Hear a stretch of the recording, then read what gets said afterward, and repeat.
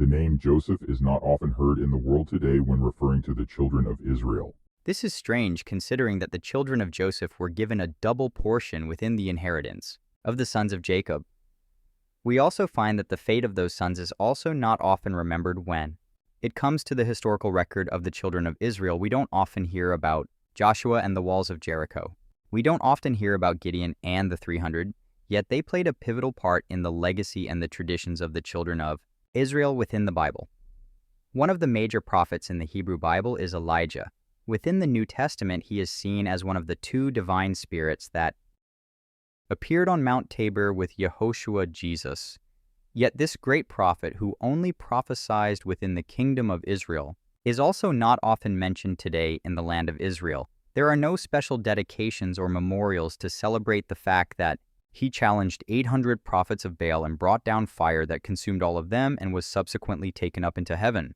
This failure to mention Joseph and his children, Ephraim and Manasseh, or the northern kingdom of Israel in the everyday religious or historical conversations within the land of Israel today, to me is a major oversight, especially considering that the name Israel itself is the inheritance of those same sons. Historically, the existence of the northern kingdom of Israel and the southern kingdom of Judah are facts, yet we don't hear any conversation concerning the ramifications of that historical truth. Although it plays a major role in the prophecies of the prophets of Israel, reading the Old Testament Torah, it is quite evident that the difference between Israel and Judah is significant and important in the sight of the God of Israel. Yet this separation, this difference, is not commonly talked about and discussed within the land today. Everything is only viewed through the prism of Judaism, yet the northern kingdom, whose inhabitants went into exile in 723 BCE, never practiced Judaism. They only had knowledge of her access to the instructions of Moses, but this, according to the prophecies, is not a hindrance to their return to the land of the promise. The matriarch Rachel has a role of prominence within Jewish tradition, and again we see something that's strange and somewhat contradictory. Why does she have a major place in Judaic tradition when she was the mother of Joseph and Benjamin? She was not the mother of Judah, so why is she venerated within Judaism rather than the true mother of Judah, which was Leah, who receives almost no acknowledgement, yet she was the mother of the Epiphanes patriarch of the Judean Jews? So we see there's a lot of confusion when it comes to what it means to be Jewish. Are we talking about a religious institution or are we talking about a nationality? Are we talking about a historical people who lived within a specific area of land and practiced a specific culture and has specific traditions, or are we talking about a religious institution, i.e., people who worship a particular kind of way, who have certain traditions and cultural aspects that religiously connect them? The Bible speaks of the children of Israel, that Moses was sent into Egypt to bring forth the children of Israel. Yet when you talk to those who practice Judaism, they will tell you that Moses was sent to deliver the Jews. Nowhere in the Bible does it say this. They have simply taken it upon themselves to conflate the children of Israel with Judaism. But if anybody else was to do this, they would be seen as liars, because it's not written that any people other than the children of Israel were brought forth from Egyptian captivity. If the Muslims were to claim Moses was sent to deliver the children of Ishmael, they would be seen as liars because there's no mention of Ishmael being in Egypt, at least not in the Bible. Mention of Judah being in Egypt is among the names of the families of the children of Israel as a collective. That the Jewish people have taken it upon themselves to say that they represent the whole house of Israel is a problem, because it is simply not true.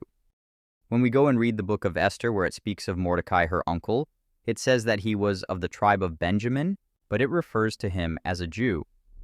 Why? Because it says he was taken into captivity among those who were brought forth from Judah along with the king of Judah.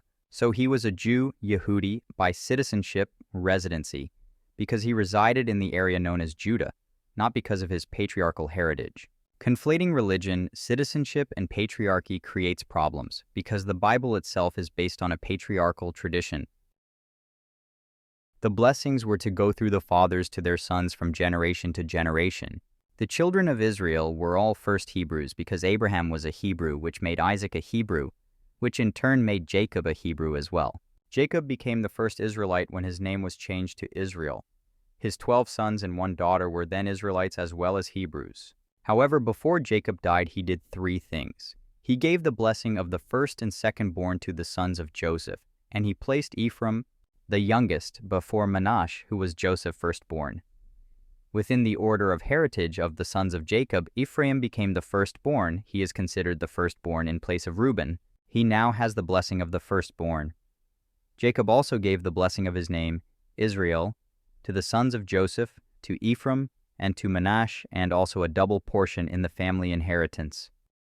Thus, after the apostasy of Solomon, when the nation was split into two kingdoms of Judah and Israel, the house of Ephraim was made ruler over the kingdom of Israel. This is well documented historically and by the prophets of the Bible. In addition, whenever the prophets are spoken of, they're always referred to as the prophets of Israel.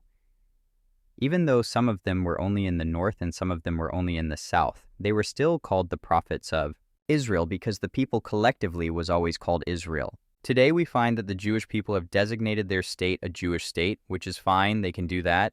But that does not negate the fact that the children of Israel from the northern kingdom have a right to return as Israelites to this land. They are not Jewish and have no obligation to become Jewish. This must be understood and accepted. It is not opinion. It is simply what's written in the Bible, Torah. If Jews today consider themselves to be historically Jewish and thereby connected to this land, they must accept the reality of what that represents, i.e. Judah was only ever Judah, never Israel, and those of historical Israel have as much right to return as they do. If they are only Jewish according to religion, that's a whole other ball game. But they can't take this position as justification for a claim to the land. Territorial claims are never according to religion. We find today that this is the conundrum the Jewish people find themselves in. It's obvious that you have Jews from many countries who are only Jewish because of their religion, while still holding onto certain other nationalistic identities. Yet you came into this land saying historically this was your homeland, which would give you an ethnic claim, but it is obvious that not all Jews are ethnically the same. This means that the house of Israel has just as much right to return to the land they are historically and biblically connected to. As an ethnically diverse body of people, a return that is not dependent on any religious affiliation other than a desire to worship, serve the God of Israel. There is no Israel without Joseph.